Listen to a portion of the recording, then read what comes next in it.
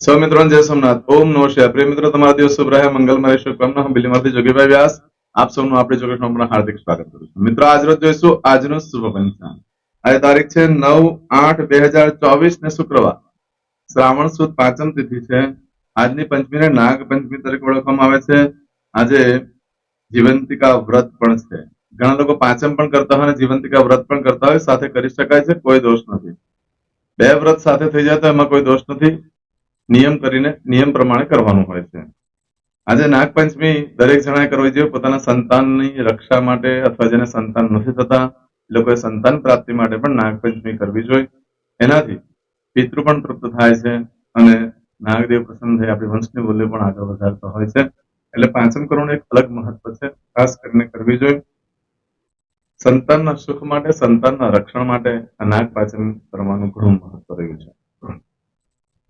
જેની કુંડલીમાં કાલ સર્પયોગ હોય એ લોકોએ પણ નાગપંચમીનો ઉપવાસ કરવો જોઈએ અને આ દિવસે મહાદેવના મંદિર જઈ ભગવાન શંકર ઉપર અને નાગ ઉપર દૂધની ધારા કરવી છે. આમ કરવાથી આ દોષમાંથી મુક્તિ મળતી હોય છે. નાગ એટલે કાળ આપણા જીવનમાં ઘટિત થતો નથી.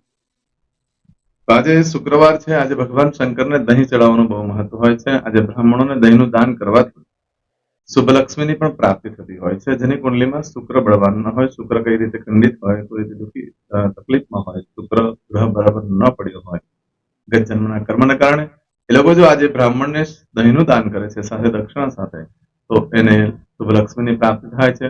કુંડલીમાં શુક્ર પણ શુભ બની જાય છે. આજે માતાજીની ઉપાસના આરાધના કરવા માટે પણ શ્રેષ્ઠ દિવસ છે. ભગવાન શંકરને આજે સફેદ ફૂલથી પૂજા કરવી જોઈએ. રંગબેરંગી ફૂલથી પણ ભગવાનની પૂજા કરી શકાય. આજે માતાજીનો શણગાર, માં ગૌરીનો શણગાર પણ આજે કરવો જોઈએ. એનાથી પણ ઘણો લાભ થાય છે. માની પરમ કૃપા પ્રાપ્ત હોય છે. લક્ષ્મી દેવીની કૃપા માટે ખાસ આજે શિવની ઉપર તરોપાનું જે પાણી આવે, શ્રીફળનું પાણી આવે, એ ચડાવી, પરંતુ એક લોટામાં લઈ જવાનું હોય પાણી, અંદર જઈને શ્રીફળ નાખવું, લઈ જઈ અને માતાજી શિવજી ઉપર અભિષેક કરવાનો હોય છે. એનાથી શુભલક્ષ્મી પણ પ્રાપ્ત થાય છે અને કર્જ મુક્તિ થતી હોય છે.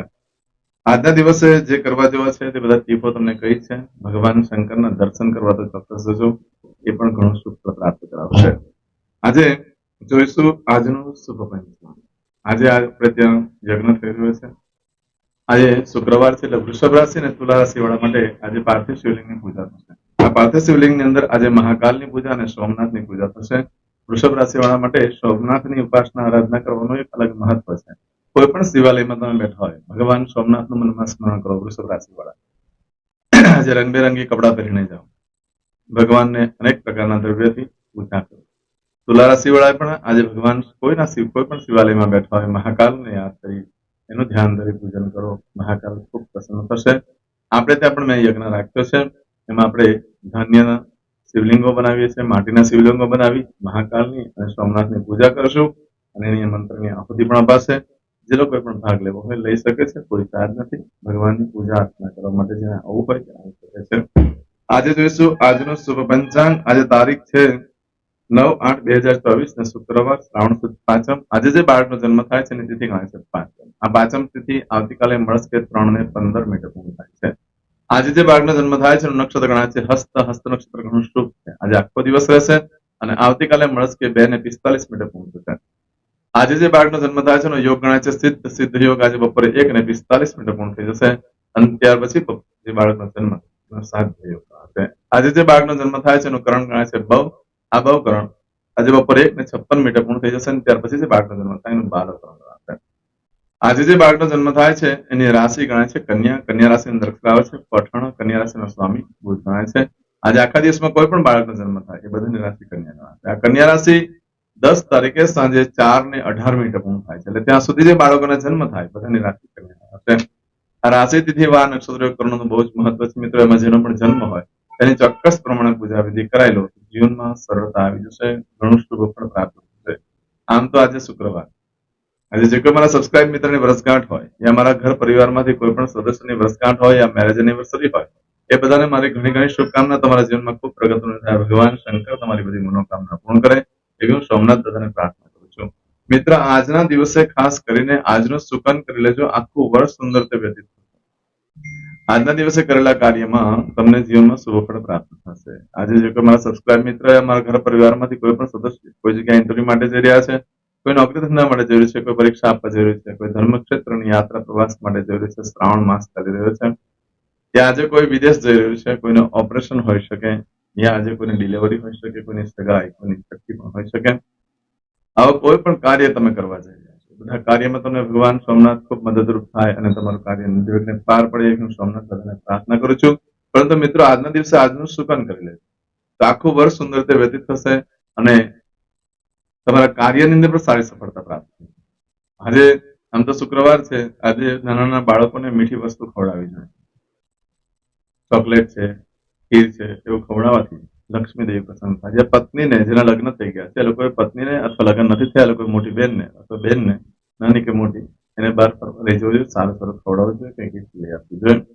એનાથી પણ લક્ષ્મી દેવી પ્રસન્ન થાય છે. આજે ઘરે દેવસ્થાનમાં કોપરાનું છીણ અને સાકરનો પાવડર અથવા ખડી સાકર મિક્સ કરી ભગવાનને અર્પણ કરી અને પછી ઘરમાં પ્રસાદ તરીકે વેચવાથી પણ લક્ષ્મી દેવી પ્રસન્ન થાય છે. આજે આખા દિવસમાં કોઈ પણ કાર્ય તમે કરવા માંગો છો તો કયા સમય કરશો એના માટેનો સમય આપણે જોઈ લઈએ. આજે શુક્રવાર છે, સવારે 6 થી 10:30 વાગ્યા સુધીનો સમય શુભ રહેશે. તેમજ આજે બપોરે 12 થી બપોરે 1:30 સુધીનો સમય શુભ રહેશે. તેમજ આજે સાંજે 4:30 થી સાંજે 6 વાગ્યા સુધીનો સમય શુભ રહેશે. હવે રાત્રિનો સમય જોઈએ તો રાત્રે 9 થી 10:30 વાગ્યા સુધીનો સમય શુભ રહેશે અને રાત્રે 12 થી આવતીકાલે સવારે 4:30 વાગ્યા સુધીનો સમય શુભ રહેશે. આ સમયગાળા દરમિયાન તમે કોઈ પણ કાર્ય કરો છો તો કાર્યમાં દિવ્ય સફળતા પ્રાપ્ત કરી શકો છો. પરંતુ મિત્રો આજના દિવસે જો તમારી કોઈ વસ્તુ ચોરાઈ જાય છે, ખોવાઈ જાય છે તો મળવાની શક્યતા 15 દિવસમાં છે, બાકી શક્યતા બિલકુલ ઓછી છે. આજનો દિવસ ઘણો શુભ છે. આજે ખરીદી કરવા માટે પણ ઉત્તમ દિવસ છે, વેચાણ કરવા માટે પણ ઉત્તમ દિવસ છે. આજે કોઈ પણ પ્રકારની તમે બાજી હારી ગયા હોય, જીવનમાં હાર માની લીધી હોય અને એના માટે થઈને ફરી પાછો પ્રયત્ન કરવામાં આવે તો સફળતા મળવાના ચાન્સીસ વધી જાય છે. આજે તો ખોટી વ્યક્તિ પણ સાચી સાબિત થઈ શકે એવો દિવસ છે. તો સાચા માણસને તો 100% મળી શકે છે. તમે કોઈ કેસ હારી ગયા ફરી પાછા આજથી શરૂઆત કરો, સફળતા મળી શકે. કોઈ ધંધો વેપાર ચાલુ કર્યો અને બંધ થઈ ગયો ફરી પાછી ટ્રાય કરો, આજથી સફળતા મળી શકે. રમત ગમતમાં ભાગ લીધો હોય, હારી ગયા હોય, આજે ફરી પાછું ફોર્મ ઉપર સાઇન કરી દો અને જ્યારે પણ રમત ગમતનો ભાગ ભજવવાનો આવે ત્યારે એ ફોર્મ અંદર એડ કરી દેજો. તમારું જે પણ કાગળિયું હોય તે એની પર સાઇન કરી દો તો પણ તમને દિવ્ય સફળતા રમત ગમતમાં ભાગ લેવાથી મળી શકે છે. આજના દિવસે કોઈ પણ કાર્ય કરવા માટે સરસ દિવસ છે. કોઈ નવું યંત્ર, ગાડી, કાર વગેરે લીધી હોય અને પ્રથમવાર ચાલુ કરવી હોય એની પૂજા કરવી આજે થઈ શકે છે. આજના દિવસે નવા વસ્ત્ર ધારણ કરવાથી ભાઈઓ માટે ઘણું સારું છે. સારી છોકરી જોવા જવાનું થઈ શકે છે. પ્રવાસમાં પણ સારી સફળતા મળી શકે અને જે લોકોને પૈસા ઉઘરાણીને નીકળતા ન હોય એ લોકો જો આજે નવા વસ્ત્ર ધારણ કરે છે તો ટૂંક સમયમાં એની પણ સફળતા મળે છે. નવા વસ્ત્ર એટલે ખાસ ધ્યાન રાખવું કે જે ક્યારે કોઈએ પહેર્યું જ ન હોય એ નવું વસ્ત્ર ગણવું. પછી તમે રેડીમેડ કપડા લાવો છો, કોઈને કોઈ ટ્રાય કરેલી હોય છે તો તેનું ફળ એટલું નથી મળતું. આજે ચાંદલા વિધિ કરવા માટે સારો દિવસ છે. સગાઈ વગેરે કરવા માટે આજનો દિવસ સારો છે. આજે લગ્નના કોઈ મુહૂર્ત નથી, વાસ્તુના કોઈ મુહૂર્ત નથી, ખાસ મુહૂર્તના પણ કોઈ મુહૂર્ત નથી. આજના દિવસે જે કંઈ કાર્ય કરશો તેમાં આ રીતનું ફળ પ્રાપ્ત. આજે જોઈશું આજે કરશું આજનો સંકલ્પ. ચમચીમાં પાણી લઈ લો. અદ્યતન માસના માસોત્તમ બ્રહ્મ પવિત્ર શ્રાવણ માસે શુભે શુક્લ પક્ષે પંચમી આયામ ભૃગુવા શરણવિત્તાયામ. હવે દરેક જણા પોતાનું સાચું નામ બોલી દો. તમારું ગોત્ર ખબર હોય તો ગોત્ર બોલી દેવાનું. પછી બોલવાનું છે અહમ, મમ, આત્મન, શ્રુતિ, સ્મૃતિ, પુરાણોક્ત, પુણ્ય, ફલ, પ્રાપ્તિ, અર્થમ, અપ્રાપ્ત, લક્ષ્મી, પ્રાપ્તિ, અર્થમ, પ્રાપ્ત, લક્ષ્મી, ચિરકાલ, સૌ, રક્ષણાત્મક, લોકેવા, સભાયામ, રાજદ્વારે, વ્યાપારે, વિદ્યા અભ્યાસે, દેશે, વિદેશે, સર્વત્ર, યશ, કીર્તિ, વિજય, લાભાદિ, પ્રાપ્તિ, અર્થમ, મમ, અખિલ, કુટુંબસ્ય, આયુ, આરોગ્ય, ऐश्वर्यादि, प्राप्ति, अर्थम, मम, जन्म, समय, तथा च विप्र, वृंदानाम, जन्म, समय, जन्म, कुंडली, मध्ये, स्थित, ग्रहः, गोचर ग्रह महादशा अंतर्दशा प्रत्यंतर्दशा तथा च योग युति दृष्टि मध्ये शुभ फल प्राप्ति अर्थम भय रोग शत्रु बाधा दोष मारण तारण मंत्र तंत्र अरिष्ट दोष पीड़ा निवृत्ति अर्थम भूत प्रेत पिशाचादि द्वारा रचित अरिष्ट दोष निवृत्ति अर्थम मम सकल मनवांछित फल और તમારા મનમાં જે કઈ ઈચ્છા હોય તે બોલી જવાનું.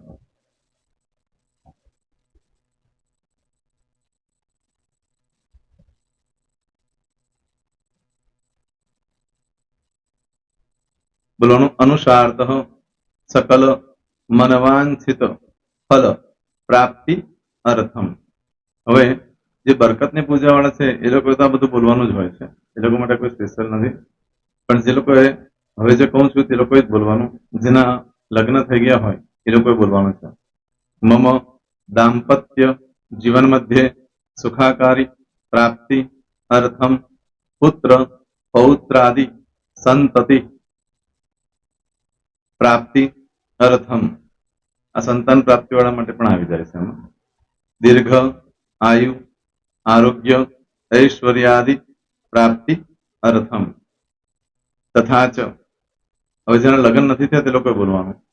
મમ જટટી વિવાહ યોગ પ્રાપ્તિ અર્થમ વિવાહ પશ્ચાત દાંપત્ય જીવન મધ્યે સુખાકારી પ્રાપ્તિ અર્થમ. હવે જે લોકોને સંતાન પ્રાપ્તિ નથી, જે લોકોને સંતાન પ્રાપ્તિ છે કરવી છે એ લોકોએ બોલવાનું. મમ દાંપત્ય જીવન મધ્યે સુખાકારી પ્રાપ્તિ અર્થમ તથા ચ દીર્ઘ આયુ આરોગ્ય ऐश्वर्यादि समन्वित संतति सुख प्राप्ति अर्थम.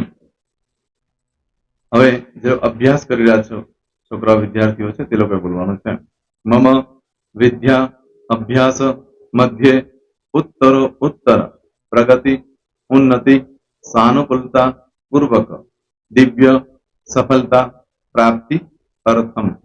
હવે જે લોકો વિદેશમાં જવા માંગતા હોય કે સીપમાં જવા માંગતા હોય, મતલબ ભારત દેશની બહાર જઈને ધંધો વેપાર કરવા માંગતા હોય એ લોકોએ, અથવા વિદેશ જવા માંગતા હોય કાયમ માટે, એ લોકોએ બોલવાનું છે. મમ જટટી વિદેશ ગમન યોગ પ્રાપ્તિ અર્થમ વિદેશ ગમન કાર્ય મધ્યે સાનુકૂલતા પૂર્વક દિવ્ય સફળતા પ્રાપ્તિ અર્થમ. આરોગ્ય વાળા બોલવાનું છે, જેને આરોગ્યની પૂજા આપેલી હોય એ લોકોએ. એમ તો દરેક જણા જ બોલવાનું છે. બોલો મમ આયુ આરોગ્ય ઐશ્વર્યાદિ પ્રાપ્તિ અર્થમ.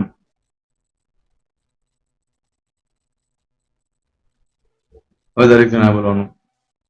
સકલ મનવાંછિત ફલ પ્રાપ્તિ અર્થમ અદ્ય દિને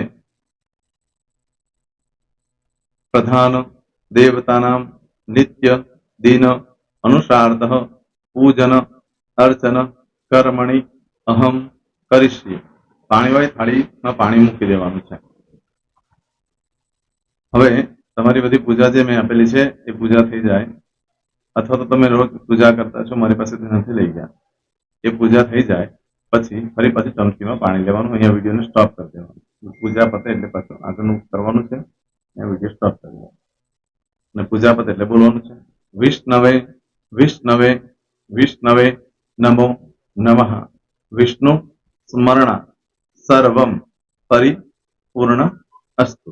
એતાની ગંધ પુષ્પ ધૂપ દીપ નૈવેદ્ય તાંબૂલ દક્ષિણા પ્રદક્ષિણા સહિત પ્રણુ મમ સકલ મનવાંછિત ફલ પ્રાપ્તિ અર્થમ પૂજન અર્ચન પ્રિયદાન ન મમ. પાણી મૂકી દેવાનું, પાછું પાણી લેવાનું. પૂજન અર્ચન બ્રહ્માર્પમસ્તુ. નીચે જમીન પર પાણી મૂકો, એમાં આંગળી ઘસી કપાળમાં તિલક કરી દો. કપાળમાં જમીન પર પાણી મૂક્યું છે એમાં. ત્યાર પછી ભગવાનને કહેવાનું કે હે પ્રભુ આજે પૂજા કરતા કોઈ પણ પ્રકારની ભૂલચૂક થઈ ગઈ હોય તો અમને ક્ષમા કરજો. અમે તમારા બાળક છીએ.